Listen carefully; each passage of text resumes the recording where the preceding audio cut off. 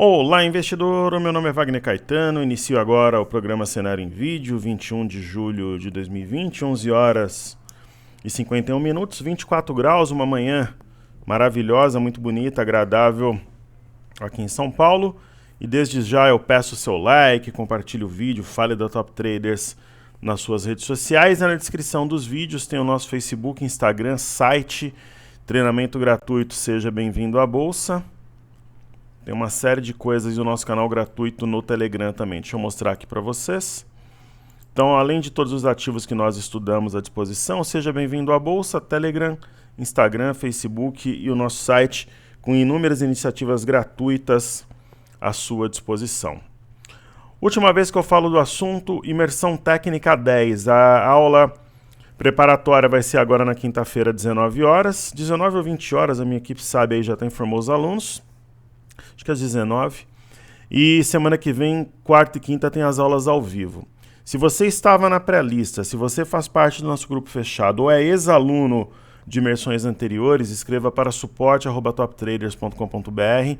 Caso você não tenha recebido o link, apagou, não conseguiu fazer a matrícula, ainda dá para matricular essa galera. Agora, se você não é do grupo, não é ex-aluno nem estava na pré-lista, nós não conseguimos.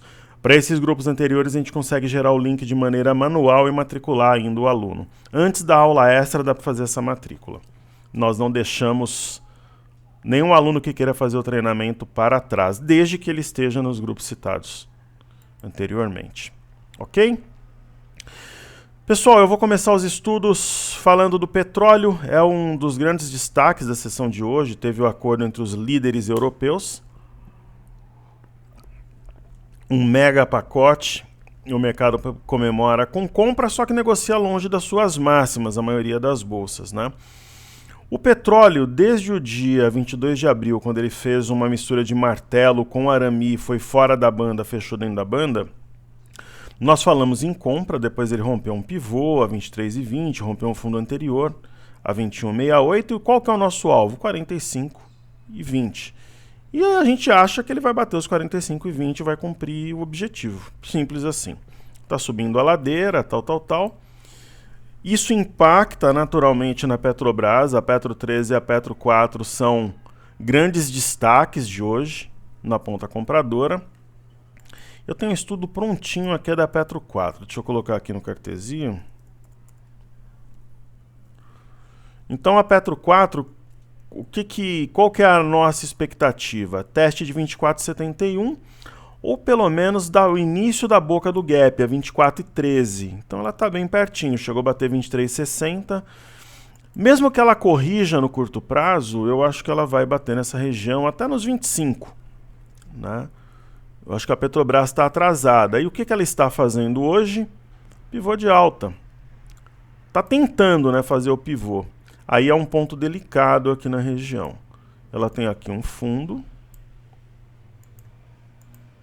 A gente vai marcar também um topo. Professor, mas pivô de alta, ele pode acontecer na direção do movimento? Com certeza. Fez fundo, topo, fundo.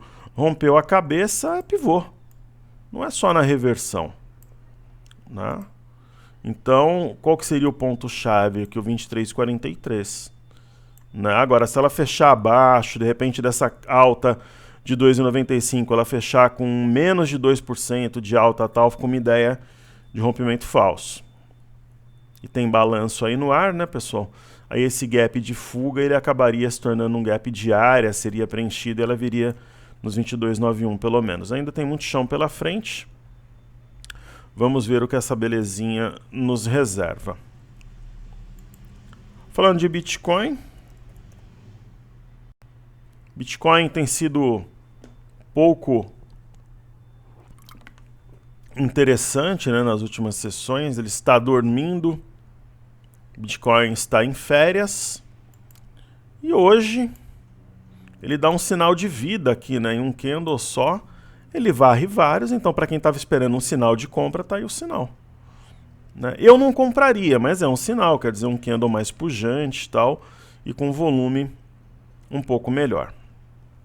Perfeito? Falemos então da Bolsa de Xangai, Bolsa da China. Teve uma alta simbólica aí de 0,20. Mas trabalhando na parte alta do Marubozu de ontem, então não é nem um sinal de topo, né? Mas se a Bolsa da China perder a mínima de hoje a 3.300, eu acredito que ela venha pelo menos uns 400, 500 pontos abaixo. Esse Marubozu ainda está na memória do mercado, foi enfraquecido, porém não anulado na minha visão. E, por exemplo, uma bolsa que já trabalhou hoje em um patamar bem mais alto que a Bolsa de Paris, ela tem um movimento interessante parecido com a Petrobras. Tem uma ideia de fundo, topo fundo, e ela precisa romper o 5.145, 5.145 para acionar o pivô. Ela rompeu o pivô, mas ela voltou. Aí a gente começa a tentar, né, pelo menos, identificar figuras. E ela passa aqui. Não é milimétrico.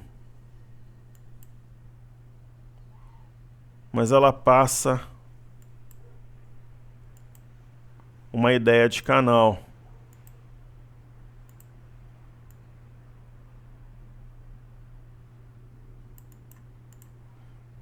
Correto?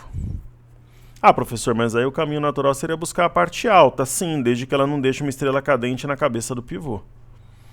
Senão ela deixa um sinal de topo, aí vai testar a média. Aquele velho movimento que a gente já sabe, mas é algo que me chama de algum modo aqui a atenção.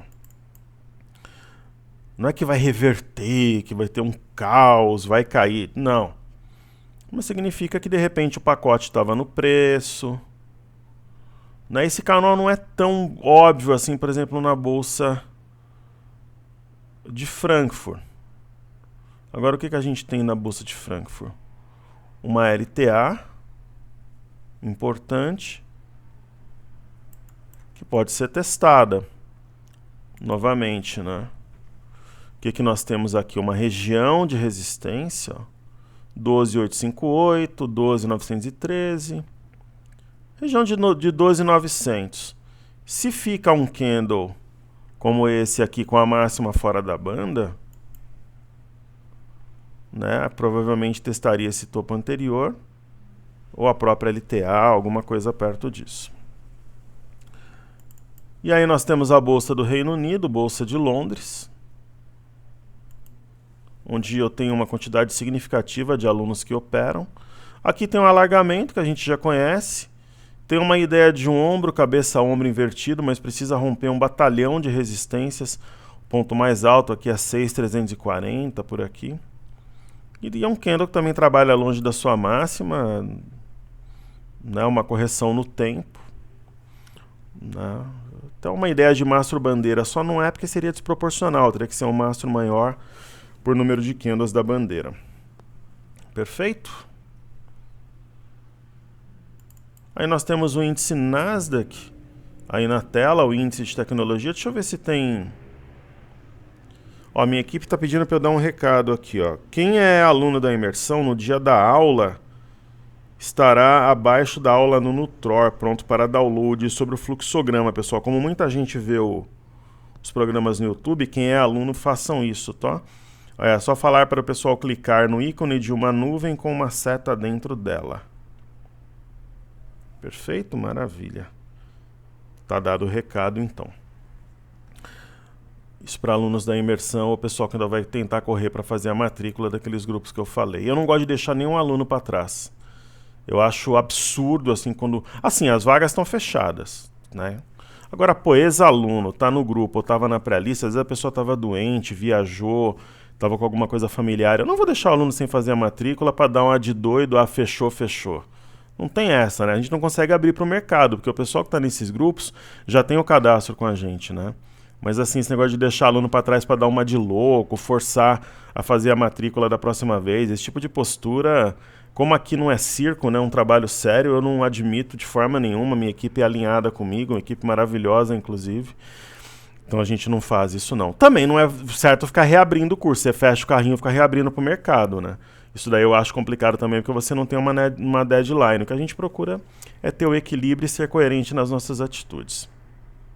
Pessoal, o índice Nasdaq, ele fez o que era mais provável, que a gente até comentou, que seria buscar, ao romper, né, o 10.604, que seria renovar a máxima histórica.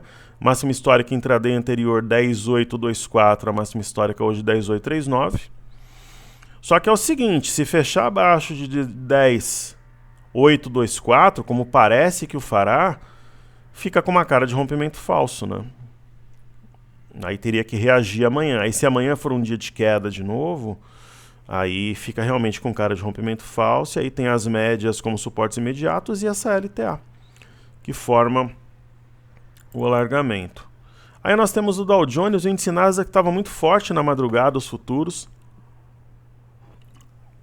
Arrefeceu na abertura. Deixa eu fazer um estudo, senão eu vou esquecer. Eu prometi para o pessoal do Telegram gratuito. Eu não gosto de prometer e não fazer. Eu prometi estudar o ativo da Coca-Cola, que saiu o balanço hoje. Deixa eu ver se a gente acha o código aqui. Vamos ver se colocar a Coca. O TradingView, ele tá 90%, ele não tá 100%. Então esse daqui é o ativo da Coca-Cola. Saiu o balanço hoje. O ativo está subindo 3,28. É um ativo que está no meu radar para imersão de... inclusive eu vou fazer o seguinte, eu vou colocar aqui, ó, Watchlist internacional. KO é o código dela, então vou colocar oficialmente na minha watchlist.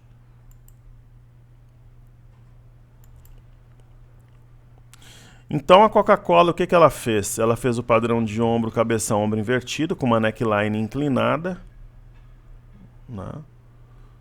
E ela está tentando manter-se acima de 47,19 e do 47,79 aqui. Ela tem um gap para fechar 48,13 e ela chegou a bater 47,99.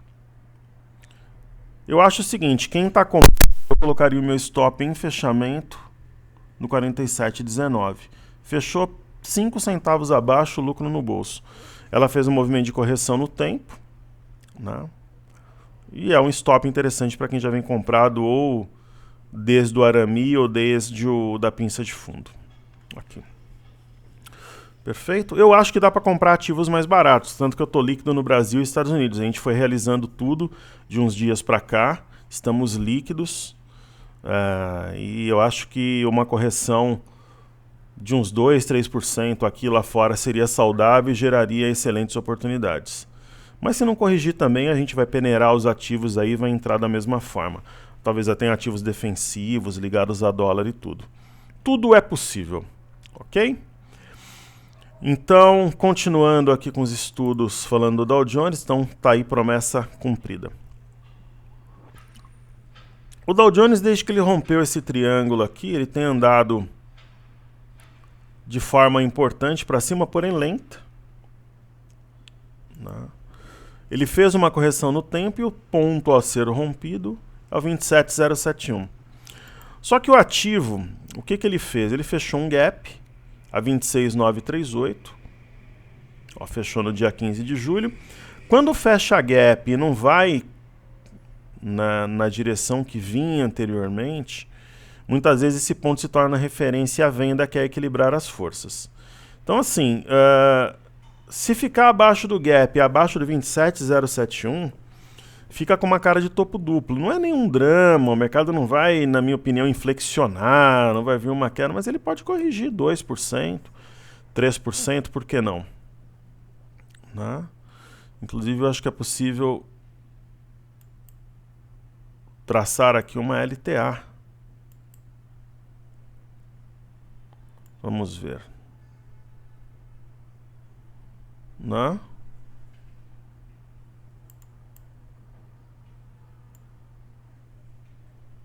Poderia ter o teste dessa LTA, por exemplo, tranquilamente, sem mudar em nada a tendência de alta, a direção do preço.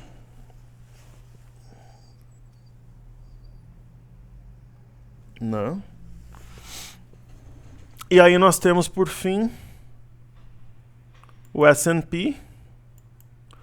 O S&P tem um ponto-chave, um divisor de águas, que é o 2333. Ele está passando, né? Será que ele vai destoar dos seus pares, né? Onde está o S&P? Numa boca de gap. Correto? Eu acho difícil. Só ele subir, mas em temporada de balanço também não duvido de nada.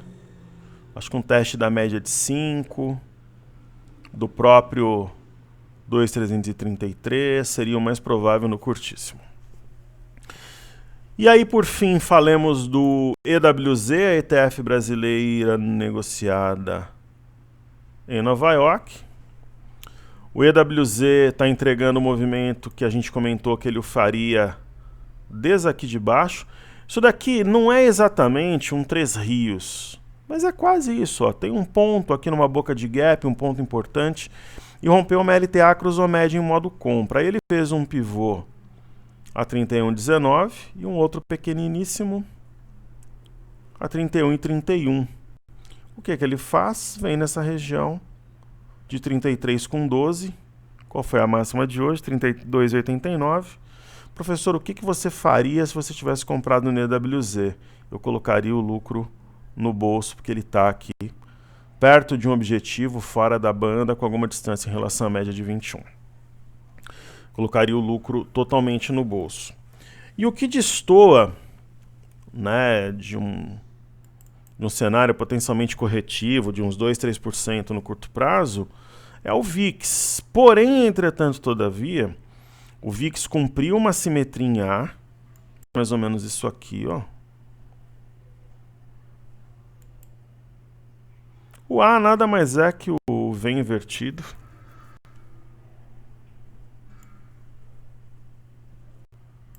Ele cumpre plenamente a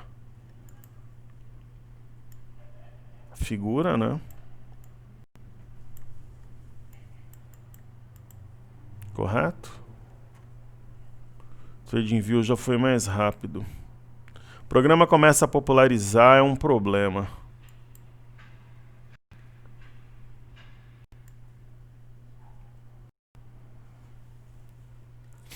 Então ele cumpriu aqui a simetria em A.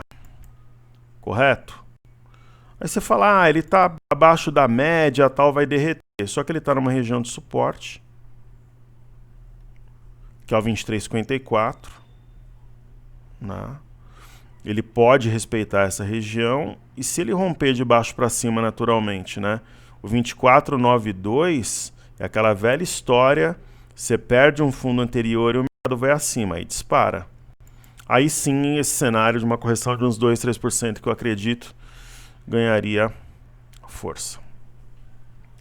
Ok, então acho que todos os benchmarks estudados, vamos falar de Vale 3. O minério subiu, né? Eu detalhei isso tanto no cenário quanto no Telegram. A Vale, né, pessoal, dentro dos nossos conceitos, a gente já teria saído nesse candle, no enforcado. E o que a Vale está fazendo é um pivô de baixa. Se ela fechar abaixo 59,85, né, que é a mínima do dia 16, é um pivô de baixa. Né? Então, no mínimo, ela voltaria para testar a região de 57, por aqui, ou até fechar esse gap. Eu acho possível. Né? É uma ideia. E assim, pivô de baixa, eu não penso que faça sentido manter essas retas. Então vou eliminá-las. Aí a coisa começa a ficar mais clara. Esse ponto aqui é um ponto mais antigo, esse gap foi fechado também. A gente vai e apaga. Esse ponto também não faz sentido, vamos renovar aqui a Vale. Para nós, Vale, já alguns dias atrás, é lucro no bolso. Então, assim, o gap é a referência entre os dias 10 e 13 do 7. E os 56,95, 57 reais também. Que é onde ela deve encontrar a média aqui, coisa e tal. Perfeito? Aí falemos então dos bancos. Banco do Brasil.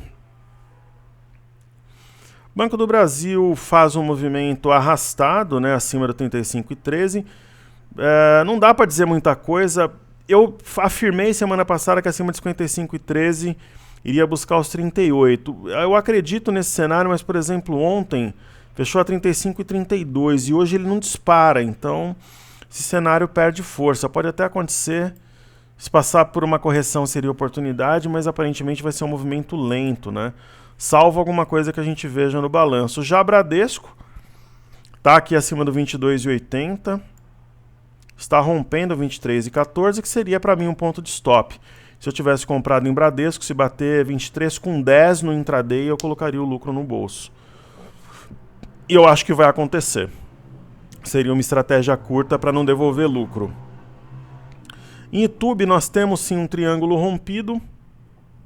Porém, entretanto, todavia, tem o seguinte aqui. Nós temos um mini pivô. Olha esse ponto, 27,85. Este outro, 27,80. Está 27,77. Concorda comigo que se a gente tiver a perda deste ponto, né, em fechamento, se fechar abaixo, né, do 27,85 e do 27,80, que é este outro aqui, fica uma ideia de rompimento falso. Além do que, nós temos um fundo topo-fundo e falharia no rompimento do pivô a 27,80. Então, se ela fechar, por exemplo, abaixo de 27,70, 27,60, ela passa essa ideia de um possível rompimento falso. Então, qual que é o stop para quem está comprado? Na minha visão, ela rompeu no intraday o 27,80. Se fechar 27,70, daí para baixo, eu já colocaria até no intraday 27,70 um stop gain. Então, para quem fala que eu não gosto de stop, eu gosto. Mas eu gosto do stop inteligente, né? O stop racional, não o stop bobo, que às vezes você coloca, stop financeiro, essas bobagens tem por aí. Ok? Falando de Via Varejo, né? A galera pedindo para falar da minha ex-esposa aí. A Via Varejo, ela teve toda essa polêmica, né? Ela tá nos holofotes aí por causa das informações que saíram no Twitter, aquela coisa e tal. No semanal, isso aqui é uma estrela cadente, se fechar a semana sim, mas hoje ainda é terça, né? Eu vendi, vocês sabem que a gente vendeu perto ali dos R$19. Quem está comprado ainda, parabéns, né? E é isso, tem aquele sinal no semanal, forte volume projetado, isso daqui parece ser um enforcado. Se fechar dentro da banda, eu acho que o aluno tem que ficar esperto. A gente já realizou, quem ainda carrega tem que tomar cuidado para não devolver lucro. Certo? Então falemos, para a gente finalizar, do dólar. O dólar está caindo o mundo afora, né? Aqui no Brasil, hoje ele saiu da casinha, eu até brinquei com o meu grupo. Qual que é a referência agora? A mínima do dia 9/7. Região de 5.250. Abaixo disso, realmente tende a cair. E acima disso seria um sinal falso. Aí provavelmente entraria no movimento lateral. Viria aqui na porção superior.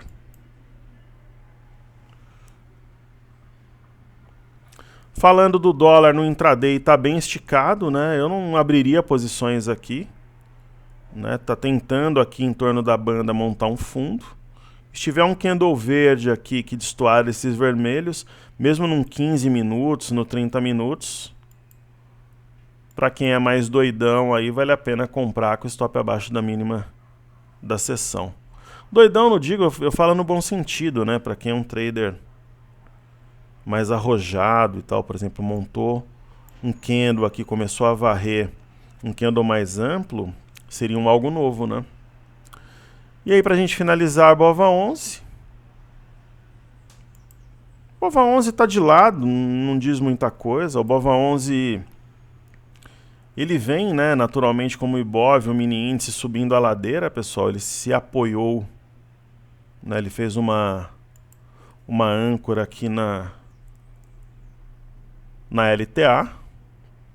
No médio prazo, aqui nos próximos, nas próximas semanas, o 105,27 apareceria como alvo, mas talvez seria natural uma correção para atrair novos compradores, trazer um fôlego novo, enfim. E o Ibov, no médio prazo, parece realmente com o 108,800, mas muita gente fala que vai buscar essa semana o 108,800. Aí eu já não acho, e a gente tem que ficar esperto no fechamento, né?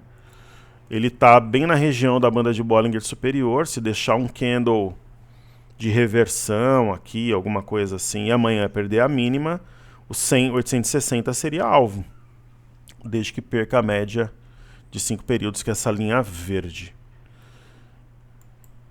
E para finalizarmos, o mini índice aqui na tela, trabalhando de lado também, perto do ajuste.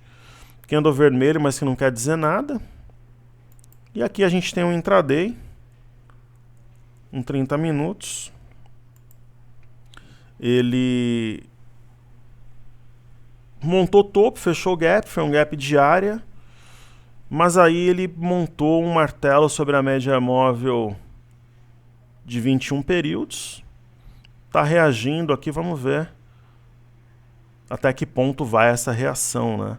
A queda teve um bom volume, um volume crescente, né? O que acontece nesse caso? Quando a gente tem uma situação parecida, eu gosto de usar, não uso muito, mas aí eu passo a usar o 15 minutos, para ver como é que ele reage na média de 21 aqui no 15. Né? E na de 5 no gráfico de 30 minutos. Aí eu gosto de usar todos os tempos gráficos. E é uns 60 minutos aí na tela. Né? Para se aproximar da média. O que seria, por exemplo, um sinal de provável teste do 102,295, que é esse ponto aqui. Se perder a mínima de hoje, a perda de 103,810, eu acho que a média de 21 não seguraria o preço, ele testaria 202,295 nas próximas sessões. Perfeito? Então é isso aí, pessoal. Muita saúde, muita paz. Deixa o like, compartilhe o vídeo. Fale da Top Traders nas suas redes sociais, a gente agradece para que tenhamos um crescimento orgânico. Saúde e paz a todos, seguimos juntos porque juntos somos mais fortes. Valeu!